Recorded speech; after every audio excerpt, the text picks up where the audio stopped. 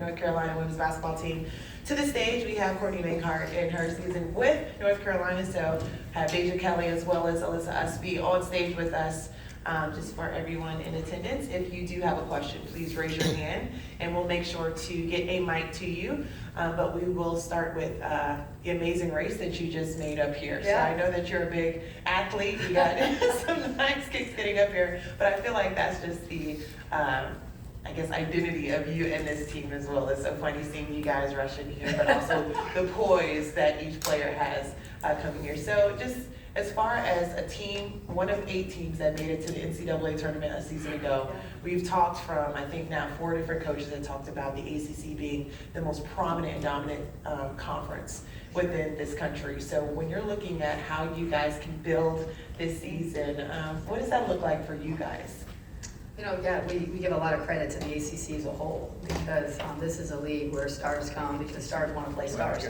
And so the players in this league are going to challenge these guys and get them better night after night. And then the coaches are both competitive and prepared. So you as a coach, you're being sharpened as well. And the goal is just that, I've been in this business a long time. It's how you're doing in March and April. And so we're doing the groundwork of what we should be doing in October so that we can be where we need to be in March and in April. Just a few seasons ago, I remember having a conversation with you and you're like, no one really expected us to be a great team. No one expected us to make the noise that we were making. And now, 3 years of the road, and it's like everyone knows what UNC is going to bring to the table, but you're also adding for the 3 returning starters, 8 new faces, and I had to double check that. I was like, is it really 8 newcomers to the roster? So what that looks like for you guys this season, the new additions, how you infuse that into your game plan, what can we be excited for? What can we look forward to? Acquiring talent is certainly one of my main responsibilities, but it's also theirs, right? They've created a style of play and a culture that people want to be part of. So we were able to attract 3 really talented transfers and really good people, competitors. I give a lot of credit to the courage, the people to my left. Deja and Alyssa have dreamt big in this program, right? They've wanted, and their intentions their actions have matched their intentions, right? And so we're purposely here. And then when you think about the additions of our rookies and our transfers, they were instrumental. These are people want to play with, and they've handled themselves in the right way. So I love our roster. We're the most competitive team I've had since I've been at Carolina. We're the deepest team I've had since I've been at Carolina, and we hope we'll be the most well-led since I've been at Carolina. We've got a lot of good leadership qualities to have really grown in that role. So. Everyone's excited about their team. I'm going to focus on mine, and I'm sure glad that I've got that locker room. I love that you said the leadership because as these players have continued to grow into their years, I know with Deja Kelly, I was like, wow, she's done an incredible job, on the defensive end, and you can see the leadership. And you said, I want you to tell her that because that's something that you worked on. So Deja, for you, one of the hardest working women. I don't know if you've had any off time at this point, but for you, just knowing that all the eyes are on you, the nods that you've got nationally as well as within this conference. What's the next step for you in your game? Yeah, I think my biggest thing or my biggest growth step that I've really been focusing on is my leadership. I think being able to, just being able to pour that into our younger ones, to our newcomers. I think because I have been in this league so long and I have just had to go through those growth steps myself, because I had to lead myself first. I think that's the biggest conversations that me and Coach Banghart have had is making sure that I was on top of all of my stuff and making sure that I could lead myself before I could lead others. And I think that that has been my next growth step, and that's something that I'm really leaning into that role a lot. And I think I'm starting to do a pretty good job at the start of the season, so I'm looking forward to the start of games.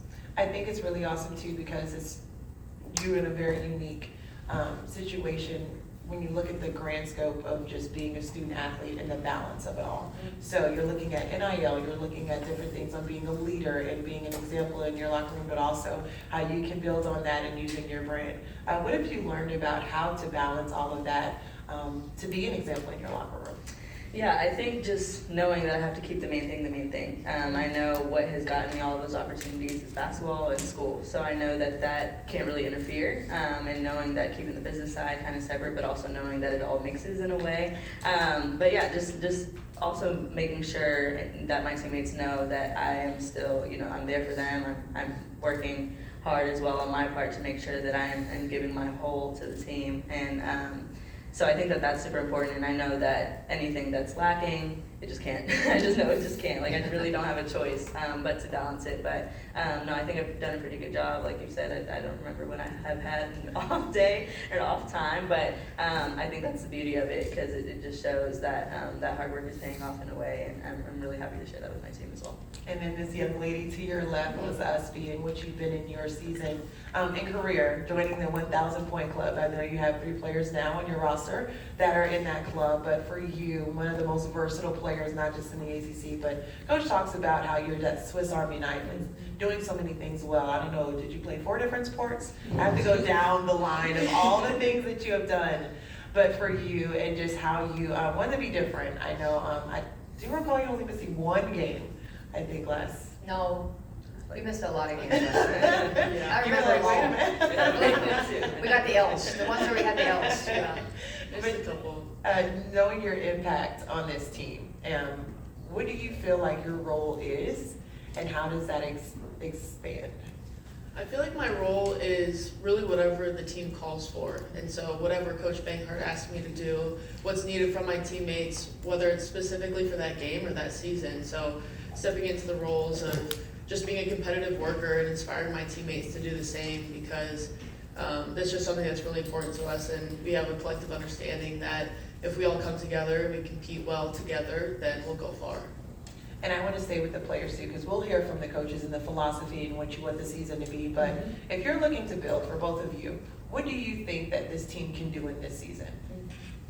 I think we can do a lot. I think just with the 8 new pieces that we have, I think everyone brings their own competitive nature, which I think is huge to have on a really good team, because we're battling every single day. We're competing against each other and building off of those strengths and weaknesses of each other. So I think that that is something that will gel us really well, because we all are like-minded and have the same goals. So I think that being able to hold each other accountable in those ways and being able to help each other reach those goals as well, I think will be huge.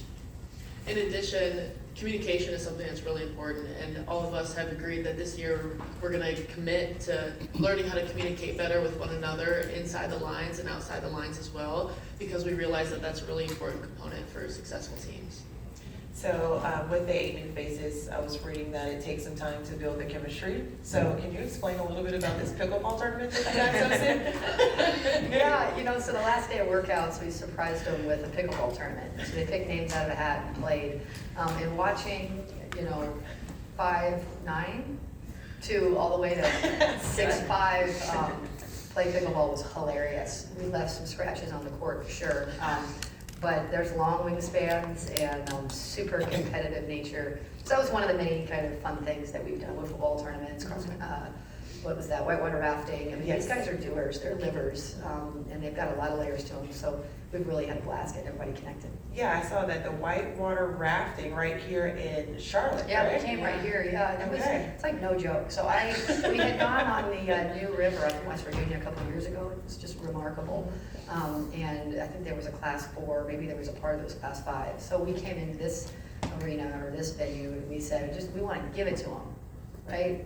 Man, we're not doing that again. She fell out, India fell out twice, Coach fell out. I mean, yeah, we're better on the basketball court, let's put it that way. Very good on the basketball court, I will say. So I will go back to you ladies, just about how those moments when you can laugh and you can kind of show the personality and get to know other people, how that can translate for you guys on the court, which you've already seen. I know it's a limited time that you've been on the court together, but already what you have seen as far as what you guys can be as a cohesive unit. Yeah, I think those moments, those small games that we play, just things like that, to be able to show each other's personality, I think is huge, because I think that plays just as big of a role as our on-court performance as well, because for us to be able to bond like that and be able to laugh together and go through the fun times together, we know that we're going to have to go through the hard times together as well, and to be able to know how to pick each other up and lift each other up in those moments. So I think that those games and the rafting, I think that all plays a big part, because it just gives us a chance to bond and learn about each other in a different way and in a different environment. So I think it'll definitely carry over. And you guys will be tested early. Oh. Yes. Yeah. Just a gentle reminder. Yeah.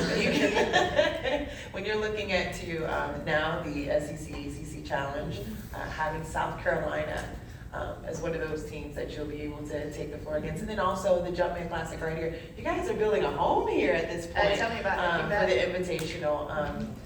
What are those matchups? How do they help you early in the season to kind of gauge where you are? Yeah, I mean, critical. We've got, the game right before South Carolina, if we advance in the tournament, Thanksgiving, we've got Iowa, right? And then 2 games later, UConn, right? And then, of course, we've got Kansas State, that's a neutral site, and Jumpman here in Charlotte, neutral site, Oklahoma.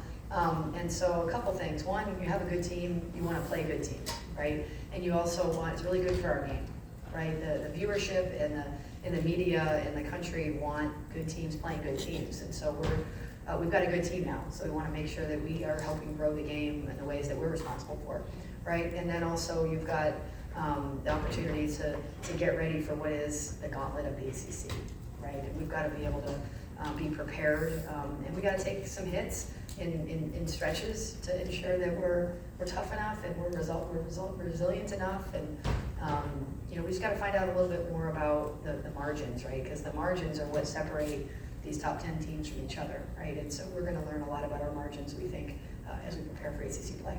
Alyssa, I wanted to go back to you, and when you hear your coach say, we have an opportunity to grow the game, when people are looking to you and young women are watching the game and saying, okay, I want to be that, how does that resound with you? What does that feel like, knowing that you are a difference maker for, what this game is? It's just an incredible opportunity to even know that younger girls and just people in general are looking up to myself and my teammates, and that just kind of gives you another reason to keep showing up and working hard, because not only are we doing it for ourselves and each other, but we're doing it for the community and to grow something that's much bigger than ourselves. I know that you played all 5 positions at some point in your career. Are we going to see 3s this year? What is different about your game? Yeah, definitely expanding out to the 3 is something I've been working really hard on over the summer, and I'm excited. Okay. I just wanted to quickly go to the audience. If anyone, do you have a question? Yeah. Okay, perfect. R.L. Bonham, Tar Heel Tribune. Courtney, when you saw Alyssa in high school, what did you see that the recruiting rankers nationally didn't see? Yeah. And what has she done in her first 3 seasons in Chapel Hill to surprise you? Yeah, the things I saw when I first saw Alyssa were the relentlessness and the athleticism, right? If you give me those 2 things with her size, the rest is history, right? But the kid's a winner. She's won in everything she's ever done, right? And so I remember when we first got her, she wasn't as highly ranked as she should have been, and kind of then after she led us in minutes her freshman year, right? And people are like, how'd you get Alyssa Ustby? And I said, because none of y'all wanted her, right? And so I just saw a winner that was relentless, athletic, and wired in a way that I say here that you want to recruit kids you can lose with, right? Because if you can lose with them, you won't lose very often. And that's a kid I could walk down any tunnel after a game and know she gave me everything she got, right? Those are the kids we want in our program. And in terms of what I've seen and what I've been able to watch in terms of Alyssa is she's gone from being a great athlete to a great basketball player. And that has been just with work. She can run the floor and she can be versatile. She can also play the game. She can change her pace. She's extended her range. She can finish with her right and left. She's got great footwork in the post. She uses her at the angles defensively. And so the kid has used her desire to be great at anything to make her a great basketball player. And that's been really fun to be part of that process. Thank you for the question, and thank you for giving us all those amazing things to say about her on the broadcast as well. Thank you. Ladies, I know it's a busy day. That will conclude for you guys on the stage, so thank you so much for your time. Go Eagles. Thank you. Thank you.